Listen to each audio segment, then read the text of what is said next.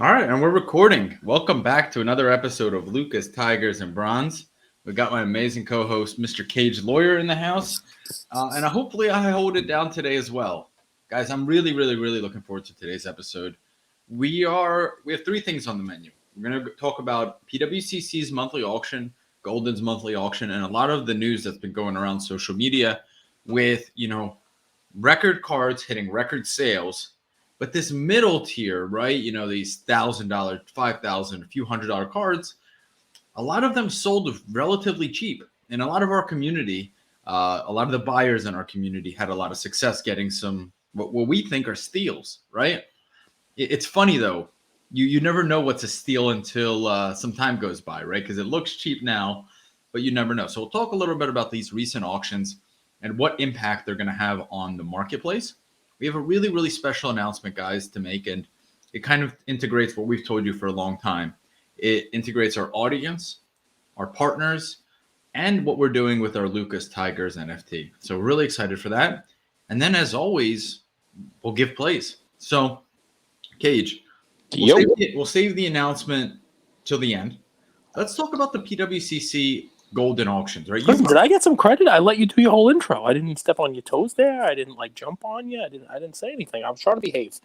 And guys, if you didn't listen to yesterday's episode, do me a favor, listen to yesterday's episode, because I don't know what I was on yesterday. I listened to it myself and I was like, it might have been my favorite episode. I got to tell you, that might have been my favorite episode.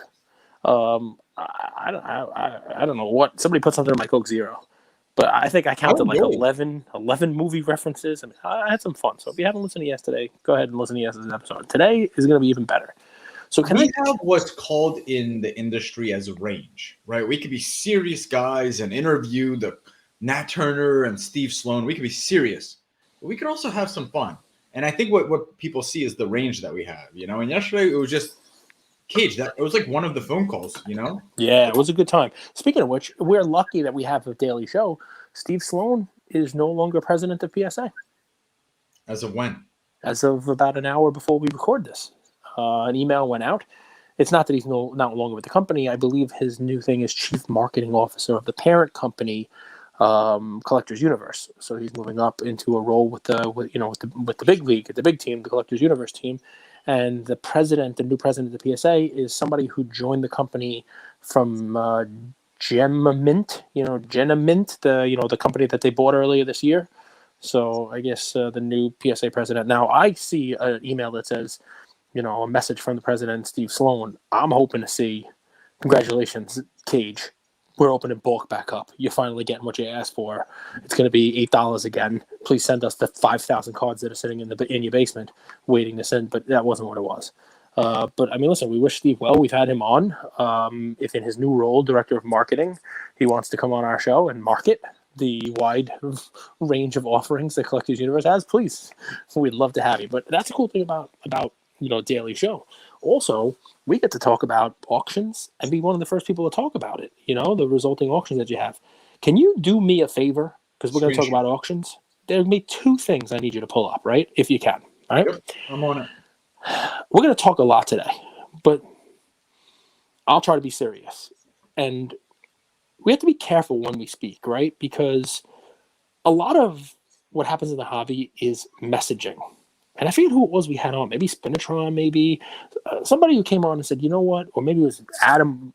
One of them said, I find that the more you have to explain why your card should be valuable, the more you have to story tell about your card, the tougher it's going to be to get the value you think is on it. You know what I mean? And yet here we are.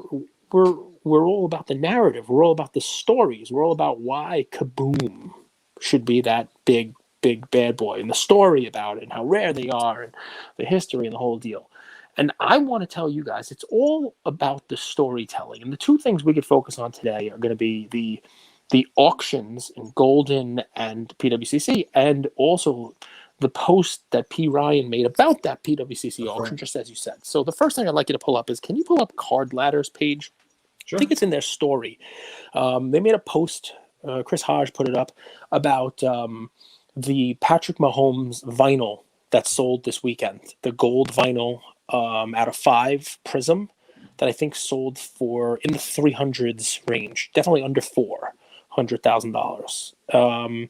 And what I think Chris Hodge was showing on that was the prior sale. By the way, awesome. Chris Hodge, we gave him a little credit. Great guy. They're doing the right thing over there. It was nice to meet him. Good to spend some time with folks. Yep. Like you said. Christina's hilarious. She's funny. She was telling us about the best pizzas in Connecticut. And I think I had a different list than her, and she refuses to concede the point to me. So, and I would trust her. She's from Connecticut. I'm not. So I have this. You want me to pull up the screenshot? Yeah, pull up the screenshot if you can. Okay, give me a second. Well, it's in a story post, so it's really hard, Cage, because it's going to be. Okay, so we'll put a quick hitter just so I'm not misquoting the facts, just so the YouTube people can see it. And it's just a quick one right there. And basically what it shows is the sale of the Patrick Mahomes gold vinyl out of 5 Prism PSA 10. And it circles. Tell me what those circled numbers are. So last sold price is $399.75. Mm-hmm. So that was this weekend, $399.75. And prior to that, this year, I think. $511.78. So $500,000, right? Is that what that says? $511.78, yeah. 511. $511, dude. Exactly, right? So that's a great card, right? But I think if Patrick Mahomes was doing some better, if he was playing a little bit better, if that card wasn't sold now, right? If the card wasn't sold, earlier in the year, maybe a month ago, it probably would have sold for significantly more. And yet, it's in the storytelling. If you look at Ken Golden's Twitter, which I'm not going to make you pull up, the exact same thing is done. Ken talks about how this is a winner. This same card sold in 2018 for like $300 and something, right? Not that this card a month ago would have probably been $500,000 and now it's $400,000. It's all in the messaging, right? Like, you wouldn't think that this would be the week where people who are selling Patrick Mahomes cards are being touted for their shrewd sales of cards. So there you go. Look, $399,000. It was purchased in 2018 for $511.78. So you had a huge rate of return, the whole deal. So it's funny, right? Because I think if you look around the internet today, the vast majority of people would be saying how Patrick Mahomes is a question mark, right? Like, now is not the time to be selling your Patrick Mahomes cards, is it? Why would you sell Mahomes now? I mean, he's 3-4. The Raiders are way out in front in the division by a couple games. And shout out to your Raiders. They played well. Their card looks pretty good too. He looks all right. I have no faith in the Raiders. Although I've won with the Raiders now 2 weeks in a row and whatnot. Woohoo! So more importantly, it's all in the storytelling. Look how they did it. They didn't do the storytelling. Look, here's a Mahomes card. It sold for $400,000. Too bad it ended this weekend at the time where Mahomes was stinking it up. Because it would have sold for more. No, they went back to 2018 and found that card sold for $500, and now it's selling for $400,000. And talk about like what a great thing it is. I mean, in March and April of this year, you've talked about how numbers and data can be used to tell any story you wanted to tell. Well, I mean, and listen, it's not these guys' fault. It's actually a good thing, right? Because really what it shows is that and I have to still, guys, at 45 years old, doing a show about this every day and saying it, I have to have Andrew remind me of this myself when it comes to even our podcast or NFTs or my own purchase, my own investments. If you are a photographer, use a wide lens. Same thing when you're looking at the cards. And what these guys are doing with their posts, Ken and Chris Hodge, Card Ladder, they're taking a wider view of this. That, yeah, Mahomes might not be killing it right now, but if you were a Mahomes believer in 2018, 3 years ago, and you spent $500 on a card, that card can now be worth $400,000, right? It's take that wider view, take that longer view of it. And I like it. It's good storytelling. The flip side of the storytelling, right? P. Ryan's post about how PWCC, everything's going for steals, right? He didn't post a lot of cards. I mean, and then the cards he did post, did you notice what it was? A PSA 10 1990 Skybox Sean Kemp. Yeah, kind of like not cardboard, not culturally relevant cards. I mean, it's the kind of cards that you send to a consignor just so that you have some money to keep the electric on this month. You know what I mean? Like, it's not something where you're like, oh wow, the Sean Kemp documentary is coming out. Let me capitalize on Sean Kemp now. Now, keep in mind, all right, PWCC, the big story is they had 40,000 cards, right? And we had Jesse on here, and they were holding that out as a good thing, that there were 40,000 cards being sold. Obviously, people love the fact that they're selling these cards. And I said to him, isn't 40,000 a bad thing? Doesn't it show that people who have their cards with you are looking to just sell them and get rid of them, right? And he said a lot of them were ones that were up for sale and then got kind of, necked. Now, I talked about this for the monthly auctions. I said this a couple weeks ago, that people who listen to us should look for bargains in PWCC's first monthly auction, just like there were bargains in PWCC's first premier auction. Now, we may find that this is even different than the premier, and that this is one where it's not sustainable for them to be selling these type of cards because they just don't have the eyeballs unless they grow it. You know what I mean? Unless they do a little press, kind of like they did with the premier, unless they're advertising it. For selling things, what made eBay great was all of the eyeballs were there. It was all set up and everybody was there, and you had a watch list and everybody knew to look on eBay. People didn't know that if they were going to try to buy a Sean Kemp card, eBay, PWCC is going to have it, so some of these lower end cards, it doesn't surprise me that they sold for a little bit less. It's sort of like when anybody starts out, right? The Wharf is a heck of a consignor now, but when he started out, people were probably hesitant to send cards to him because he didn't have a following. It's the same thing. Even though PWCC is a juggernaut, this is the first time they've done their own platform with their own monthly auction. So, how much do you think about this stuff? So, we talk about Web 2.0 to Web 3. Web 3.0 is community, right? Yep. It's not enough to just say that, people on our site buy sports cards. Well, what types of sports cards do PWCC customers typically buy? PWCC customers are usually higher end investors, are they not? So they're more than likely not looking for cards that are $1,000, $2,000, $3,000, $4,000. They're looking for 20, 30, 40, 50 and above. How much does that play into it, right? Because the Wharf also, people know why they go to the Wharf. People know why they go to Probes Team. People know why they go to Golden. People know why they go to PWCC. Well, they're all on eBay.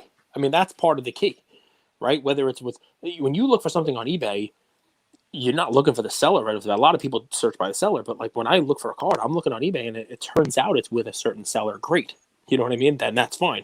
And then in addition to it being on eBay, Probstein, they'll send out an email saying, here's what's going on today. Here's what's ending today. I might have missed them, or maybe they're buried in a bunch of stuff, but I haven't seen a PWCC, hey, here's the monthly auction. Here's what's the highlights. Maybe because they can't pick which ones of the 40,000 cards. That's a lot of auctions. It's a lot of stuff ending. And good for them because they're going to generate a lot of money for themselves. That's not going to go to eBay. And it's going to be interesting. I will tell you, I was bidding on a few items the last couple of nights. I'm bidding on a couple items tonight. The items that I was bidding on did not end cheap. But I'm not buying, P. Ryan's 90 Skybox cards, though, I guess. I was bidding on higher end cards. And they eventually went for higher than I wanted to pay for them. So, I did not see that. I saw the post, and really I wanted to look at what kind of cards people were talking about, because a lot of people are talking about it, and it really is about how you tell the story, right? Now, maybe you're right. Maybe for right now, PWCC, the people who usually buy with them are higher end buyers, and that's why the premier auction seems to work. What do you think that leads to? You think maybe you have people emptying the cards out of their PWCC vault and sending them to Probstein or the Wharf to sell on eBay to get that eBay exposure? Or you think PWCC realizes these stories are out there about their cards and we'll have to do a better job promoting? Can I give them a suggestion if they're here? Maybe they expand their monthly auction to be more than just 1 week in the month. eBay has those auctions every day, right? And when they were on eBay, it was enough. But right now they have a baseball day, a basketball day, a football day, non-sport and hockey, and then, the whole deal. And I get it. I'm sure it takes a whole village to run this. But maybe they do 2 days of, one baseball, basketball, one football, and everything else, or et cetera, where it's the lower end cards. If they have a premier auction where it's the cards are, supposed to be 25,000 and more, and obviously not all of them get there, maybe they have cards that have a target of $1,000 or less or something like that, or $500 or less, and they sell those on certain days, and they're able to promote them more. Because obviously, when you're selling a Sean Kemp 1990 Skybox on the same day that you're selling, there was a LeBron Refractor PSA 10 rookie, you're not promoting the Sean Kemps of the world. You're promoting the LeBron, So, maybe if they expand it a little bit, and it's another day or whatever it is, maybe, round 2 becomes a couple of days, and maybe you have certain, lower threshold cards in there that people are looking for, and you make it an event with some press. I struggle. So I love all that, Cage. I'm just, my wheels are spinning because I'm not a big auction guy. You're actually the guy that got me into auctions. Where I come from is I come from small business and building repeat customers, and I also come from the school of Gary Vee, where I've learned marketing. Right, I'm a natural salesperson, but I've learned marketing. I think PWC are natural salespeople. You have Jesse. He's a salesperson. Good-looking chap, tall, charismatic. But I've also believed that marketing and building a community is important. The guys in PWCC listen to this, and they're giving Jesse a hard time now about how you say he's good-looking. Well, he is a good-looking chap. Like Andrew and Jesse sitting in a tree. That stuff. I could hear it now in Oregon as they listen. Oh no, in Oregon is okay. Pause. I'll backpedal. But no, and you and I go back and forth. Like I always say, like we've built this business, but you're like, our podcast isn't a business; it's a podcast. It's a podcast. I think a podcast is no longer a nice to have. I believe some sort of media is a necessity. I think it's the only way of the future. And I think it's great to go on other people's shows. But when you go on other people's shows, okay, they get to know you, they get to know what you're about, but they have to have a home, right? Why are you too good for your home? Why won't you go home? Why are you too good for your home? You need to have your own YouTube channel. You need to have your own place of content where you build a community around. Ken Golden does an amazing job of that. He goes live, people listen in numbers, right? Probstein does his own thing, but believe it or not, he also does it in his own way because he has an email newsletter. A lot of people don't realize how many emails are on Probstein's email. I'm gonna give Probstein some credit. Maybe he's gearing up to sell, but I've sold with Probstein for quite some time, and he does not give me $1 for this. He does not give our show anything, so let's just make sure that's out there, right? I give compliments to people when they're earned, not just because we have a strategic partnership with them. We have nothing with Probstein. I do want to talk about that, but he, it used to be you sent cards to Probstein, and it was like sending it into a black hole. But my last stuff that I sent over to him, I got an email, your shipment has been received. And I wrote back, I'm like, Rick, what is this? And he's like, we're trying to be professional. He's trying to be professional now, Cage. And then the next day when the stuff got listed, I got a link to all of the eBay, listings. And it was like, here's your listings. And I'm like, wow. Normally I had to search for them. I had to go back 3-4 days and I take a picture of my cards so I can find which ones I sent and, link them up and watch them. But now I got a link with all my stuff in it. It was like, it's pretty well done. We're going into the century. Shoot. Amazing. Had nothing to do with anything I was saying there, but of course it does. You were saying how Probstein works hard and that there's a lot of work that goes into what he does by sending out an email. And I'm saying, look, they're even adding more work to it, not just in promoting, but in behind the scenes working for their consigners. I think an auction house in today's day and age needs to promote. Agreed. I don't think it's a nice to have. I think it's a necessity. The market is the market type of thing. Like whether we personally, individually have strong feelings of should you sell your car, like should you promote your cards or whatever, the auction house has a responsibility to get eyeballs, right? Ken Golden does that in his peacock shirt, flamboyant, loud. Probstein, up until this year, no one even really knew who Probstein was, but he had an email newsletter. Yep. Thousands, if not tens of thousands of hundreds of thousands of names, where you'd get an email saying, these are the cards that are ending. I believe that's how Cage even might have bought his Pele Afigad or something, whatever. No. When I sold it, it was the headline auction of his. It was the title of his email. So that kind of stuff matters, guys. And that would be my suggestion for PWCC as well. It's like you got to promote. It's just today's day and age. It's how it is. I want to ask you. Someone tweeted at us, and a few people have come up with this, like, hey, stop giving, PWCC or stop giving alt airtime and stuff like that. I'm curious what your thoughts are on it, because my play today, I actually found it on alt, right? And I'm sitting here thinking, like, I'm just a peon in the hobby, and I need to use the tools that we have at our disposal. Alt is one of the better built platforms to buy these low to mid end cards. I love how Alt's built. It's amazing. It has good functionality. Does that excuse what they did with the data breach? Absolutely not. Does it excuse what PWCC's accusations if true? Absolutely not. But how do we deal with that nuance, right? People listening to our show saying, "Hey, dude, stop giving these guys airtime. Stop even talking about their businesses." But also, there's a lot of good opportunities. How do we, you know what I'm saying? I do. I'd be curious to hear what people say. I mean, these are businesses, right? And businesses are made of people, and businesses and people make mistakes, I guess. I can honestly tell you, I've never sold or purchased anything through Alt. So I don't have anything good or bad to say. Obviously, they had their issue, and it's a bad one. And let's not let's not sugarcoat it, right? And there's only one way to hit a business, right? And it's if you thought that was bad enough, you don't give them your business. But here we are, trying to provide value for our audience. And if everyone who's selling cards out there is flawed, if everyone has shill bidding accusations, if everyone has fake autographs in their past, if everyone out there is flawed, right? Then you're the Bible student, man. What do they say about glass houses? To err is human, to forgive is divine. Well, yeah, that's a good one too. It's not the quote I was looking for, but Don't I throw was stones looking to glass houses. If you live in glass. Yes. If you live in glass, don't throw stones if you live in glass house. Let's keep rocking. Face. We've talked about these businesses. Michael Jackson 20 jacket minutes with in. all them zippers. It's 50 cents. All these businesses, that's what they are. They're businesses. They're for us to. I'm rapping over here. It's good stuff.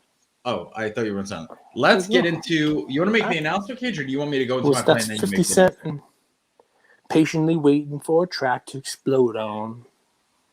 Dude, 50 Cent kind of came at an interesting time. Did you ever watch TRL? Yes, I did. TRL with Carson Daly. It was like my staple after coming home from school. I would watch TRL and then we'd go play backyard football or the capture the flag in our neighborhood.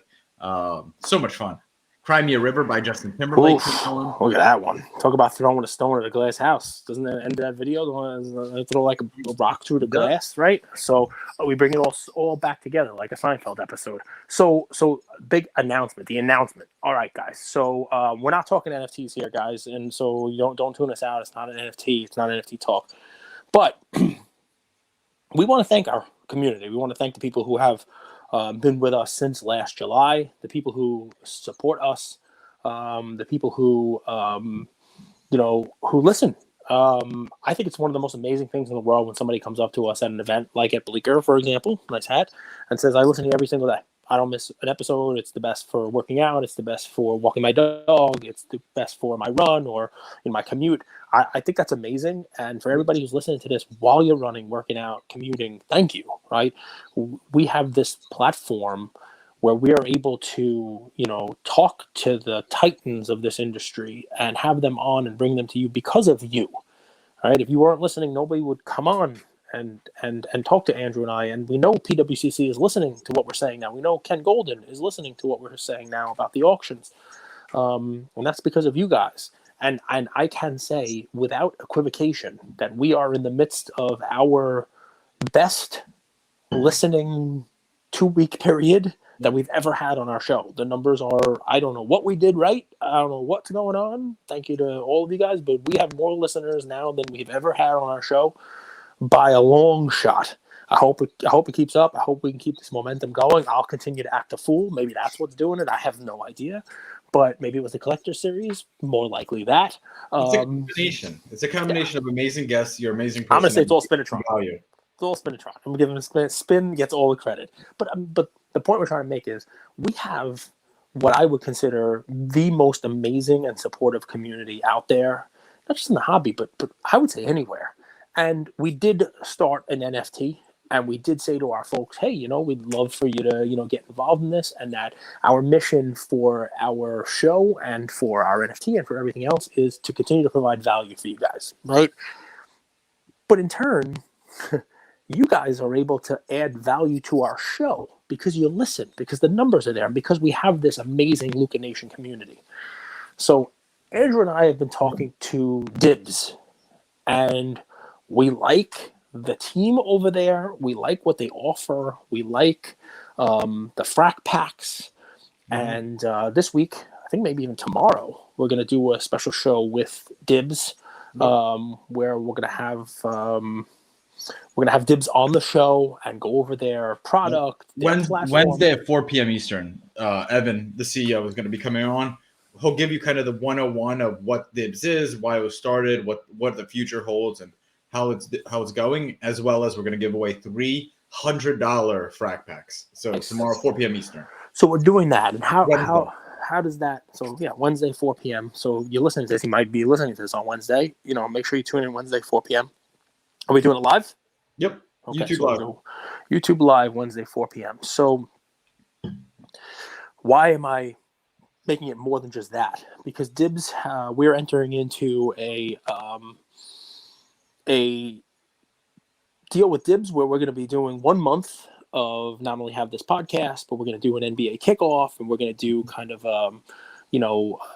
every Thursday, a segment in our episodes where we talk about what DIbbs offerings were in the previous week and what DIbbs offerings are in the coming week, and whether or not we see any opportunities in there. We get an opportunity to do something like this because of you guys, because we know you're going to listen. We know that you guys are going to be, out there buying DIbbs. You use, their platform, and we want to be able to bring that value to you. But more importantly, DIbbs is going to be paying us for the month, and we're going to be giving that to you guys.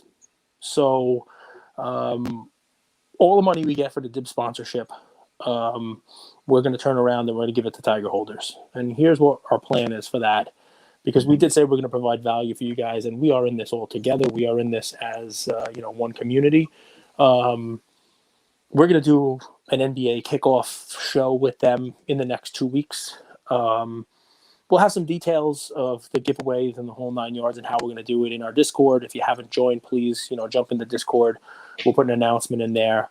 But basically, we're going to be running a promotion on the Tigers where anybody who mints one between now and when we do this show, we're going to send you a free one. You get 2.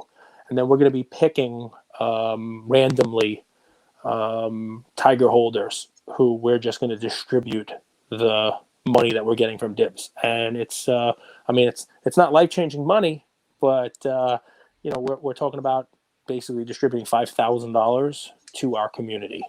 So all of the DIbbs contract to Tiger holders. We've been giving this some thought, right? And, Andrew and I kind of agree that, these type of things come up for us because we want to provide value for our audience. And these type of things come up for us because, our business partners, the folks who come to us with these ideas know that our community is the type of community that they want on their platform, that they want to show the value that they can bring. So it's nice, it's symbiotic, and we're only given this opportunity to talk about this product and provide the value for you because of you guys. So we want to give that. We want to give you guys something back. So we hope you find that interesting. Get on our Discord. We'll give you some more updates about that. And I'm sure this isn't the last time we're going to be doing something like this for you guys. We want to make our NFT different than, what everybody else has out there. And we think something like this has never been done before. And we want to do it as a thank you. It's basically a give back.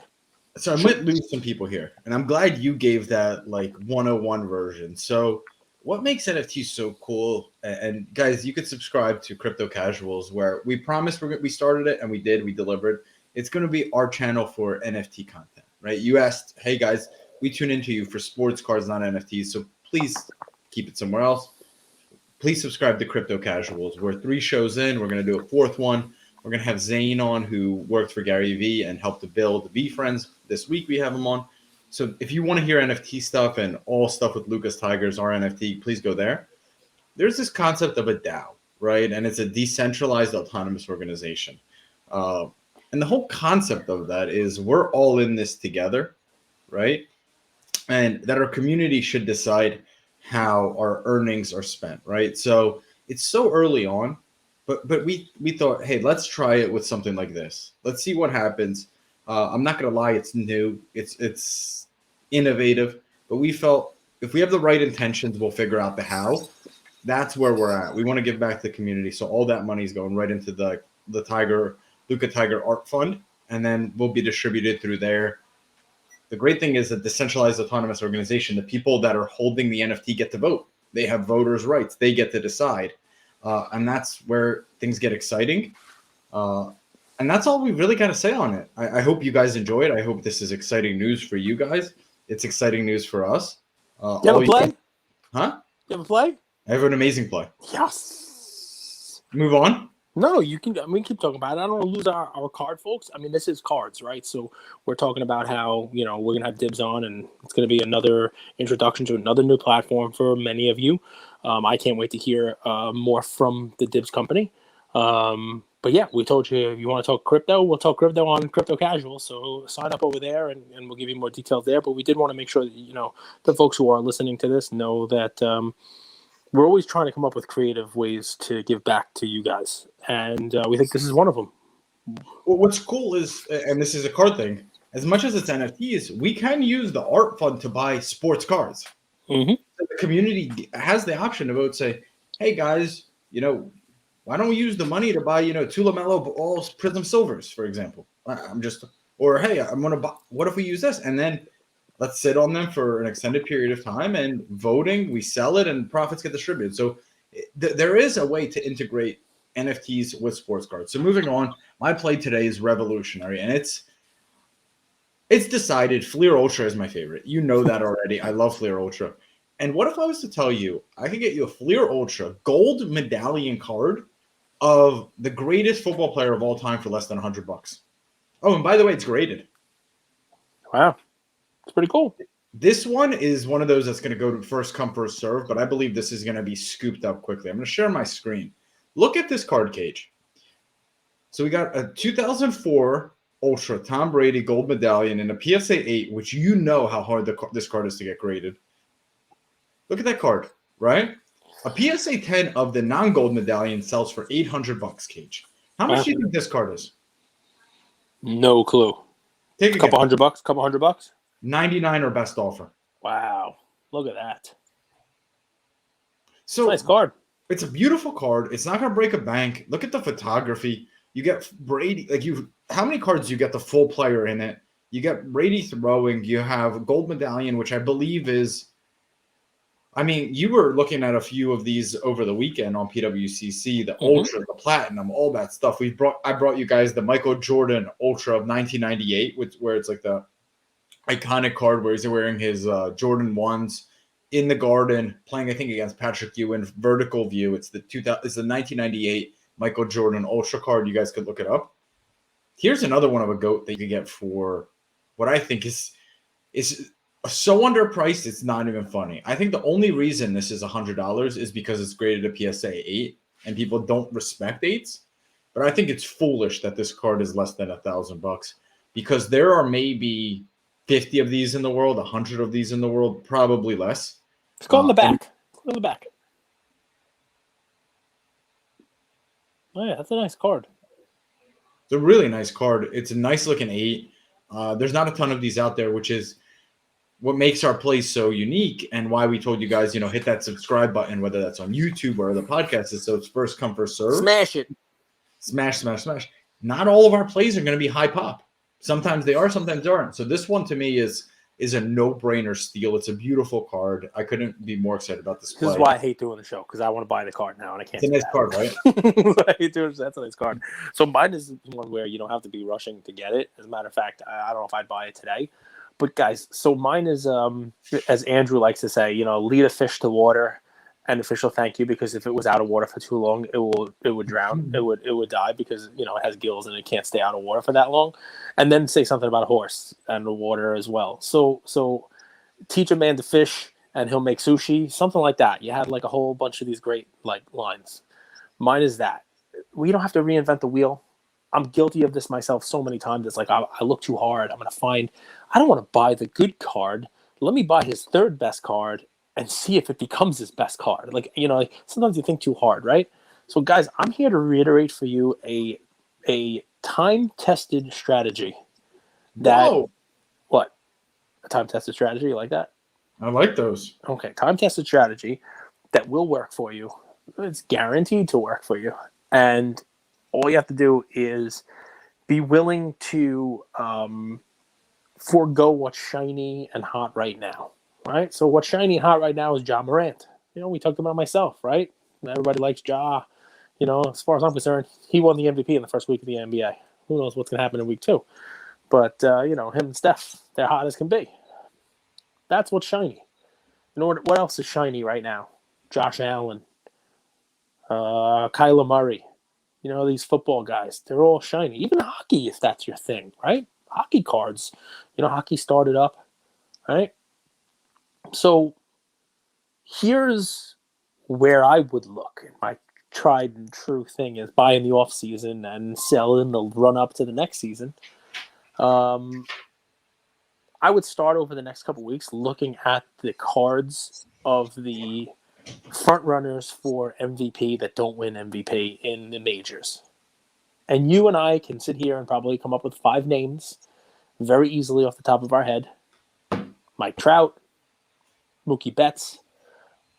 I don't know if people remember this because everybody remembers my prediction about Ohtani, but I also said crazy Juan Soto comes back and wins the MVP. And he's going to finish second, I think. But damn, he made it close. He passed Tatis in that race. I still think that Bryce Harper wins the MVP in the National League, but Soto is going to get some votes. But guys like Soto, guys like Mookie Betts. And here's what's happening, right? So people were holding the cards of somebody like Mookie Betts, hoping that he was going to go to the World Series and maybe do, a little bit better. Let's talk about just his. And this, guys, whoever you like, I'll do Mookie just because I know his cards, right? I own a couple of them. But people were holding Mookie's cards thinking he's going to go to the World Series again, maybe win another World Series, add something to his resume. And let's just use the Topps Update PSA 10. The one that Gary V famously held up. That was going to $500, $600, $700, right? Last week, before he was eliminated, this card was in the mid-3s, right? Now that he's been eliminated, I see it available for 2 and change or best offer. I see lots of auctions, in the low 2s, high 1s. Now, they're not over yet, but people are now dumping those cards who were holding them, hoping that they'd be able to flip them when he got to the World Series and maybe won the World Series. And now they're looking to get out and probably buy those Ja Morant cards at the peak, too, because there are a lot of people who like to sell a little lower and buy a little higher. There are plenty of people out there. You don't have to jump on it right now, although right now is a pretty good time to buy Mookie Betts because people are dumping. There's a little volume out there. When there's volume and not a lot of people looking, you probably be able to grab a steal, especially for that guy who's got it at $299 or best offer. He might take a high 1s just to get it out and put it into some basketball or some football. You never know. But this is a strategy that will work for you. The card is already significantly lower than it was last week with the potential hype and the potential win. It will probably go even lower in a month. After folks are out, and bets like Trout, like Soto, the guys who are not going to win an MVP award this year, Tatis, even if you want to throw him in there on the right card, Chrome, Vlad Guerrero, guys who are just nowhere. This is tried and true. This is tried and true. This is dip buying. You buy it right now on a dip when nobody is buying it because the demand is not there. And all you're going to have to do is hang on to those cards for a couple months. February, people are going to start talking about pitchers and catchers reporting. March, spring training is going to be. And I'm not even telling you to hold these for a game.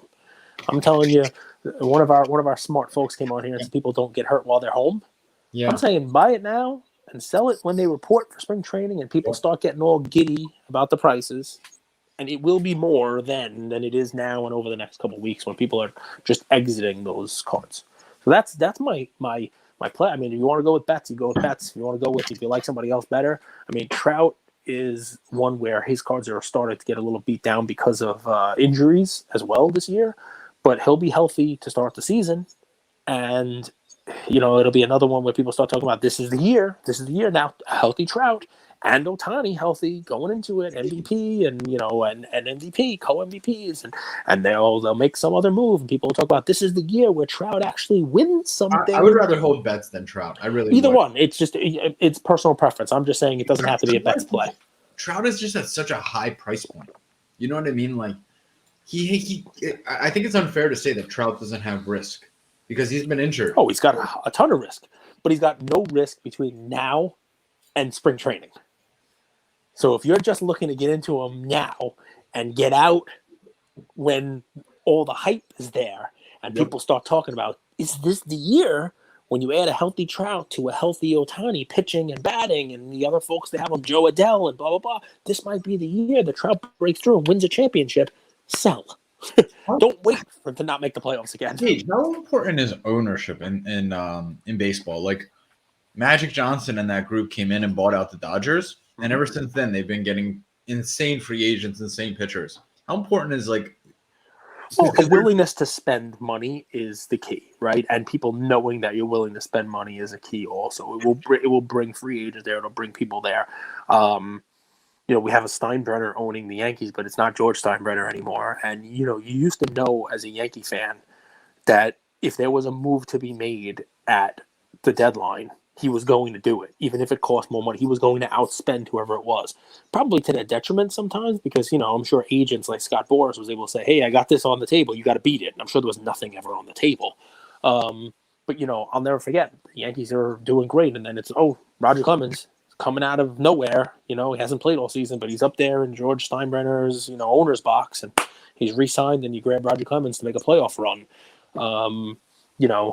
It definitely matters, and it matters to your players too, because you have an owner who people want to play for, and an owner who's going to give you a chance to compete every year by signing people.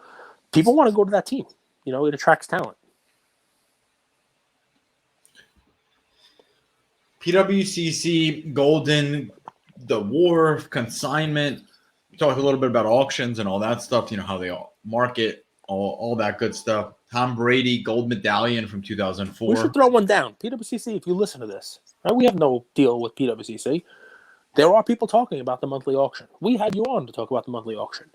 We'd love to have you back on to chat about what your thoughts were after the monthly auction ends. It's still going on. It's going on right now. People may see the stories and all of a sudden the hockey sales might explode tonight. You never know. It might just been the first day, basketball sales that people are like, oh, these are a little lower.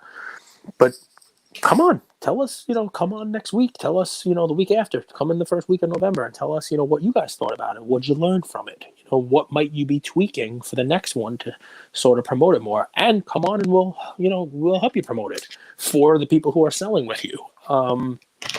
So yeah, I'll throw a little invite down. Why the heck not? What are you eating there? Pumpkin seeds. My favorite snack around this time. Love pumpkin seeds. Super salty, but really healthy. I don't like pumpkin spice. I don't like pumpkin spice either. These don't taste like pumpkin. On everything. Can I tell you what I don't like? Pumpkin donuts. And here's why. Ian will only eat one kind of donut. He likes blueberry donuts. Wow, that's delicious. That's what he loves. With a glaze? But in the fall, they stop making blueberry donuts and they replace them with pumpkin donuts. No more blueberry munchkins. They only make pumpkin flavor. No more blueberry donuts. They replace them with pumpkin. And he hates it. So now we don't go we get no donuts for a couple months, and then we go back to it. Blueberry comes back out. The bigger issue there is Ian's diet and nutrition plan, but when the podcast takes off, and I mean it's already taken off, but I'm moving you guys down to Puerto Rico with me. We're gonna have some fun. That's good, man. I'm gonna get some chili rellenos, some acapulcias. Dude, I'm telling you, you guys might see. Like I was supposed to fly out yesterday. Tamales. I decided to play it safe. I had the sniffles. I wasn't feeling good this weekend, so I wanted to take a few days. I didn't want to fly. But I'm telling you guys, with this change of seasons, I don't know how you guys do it. I miss Mexico and the warm tropical climate. I would miss Mexico too in the warm tropical climate if I were hanging out in Mexico. When they came back here in the cold, then I was stuck in Philly for a week. Well, I want to go back to Mexico too. That's the thing. It's not cold. You know what I mean? But it's Nice like, today. it's Rainy. nice, but then it's like, anyway, we're rambling, we're ranting. Guys, we're really excited. We're never going to be the guys that pretend we have all the answers, but we will pretend that we're the guys that, you know, we care, we want to win, we have good intentions, and we're learning. We're learning every single day. So we're really excited about this partnership. We're really excited about deploying the partnership funds into our Tiger Art Fund and kind of embarking on this next stage of our Lucas Tigers NFTs. Again, for the duration, you mint one, you get one. So really excited about the future, guys. And subscribe to Crypto Casuals if you want to get more NFT content from us. What else? Can I throw a little fun one on there? My streak continues. Again did not get a pack on Top Shot today. Thank you, Top Shot. What do you think that is? I don't know. I mean, listen, there's a lot of demand, and you know, I was in the general queue with 1,000 WNBA legendary packs available, and I was number 9,651. It happens, I guess, but almost a full calendar year of Top Shot. I've attempted to get almost every rare or better pack, and I've only gotten common packs. So what you're saying is you shoot blanks. Yeah, pretty much. Yeah, I shoot blanks. That's exactly what I'm saying. Yep. Everybody thinks they're funny. You know, everybody thinks they have a sense of humor, but not everybody does. Like, for example, you joke, you know, what's the difference between a pregnant woman and a light bulb? Are you sure you want to get us canceled? You can unscrew a light bulb. Cardboard Underground, that one's for you. That's from My Blue Heaven. The dude knows every line. He like quotes me movie lines by in direct messages. So there you go. That's straight from Steve Martin. He tells the joke to Rick Moranis. Rick Moranis doesn't laugh. Anyway, there you go.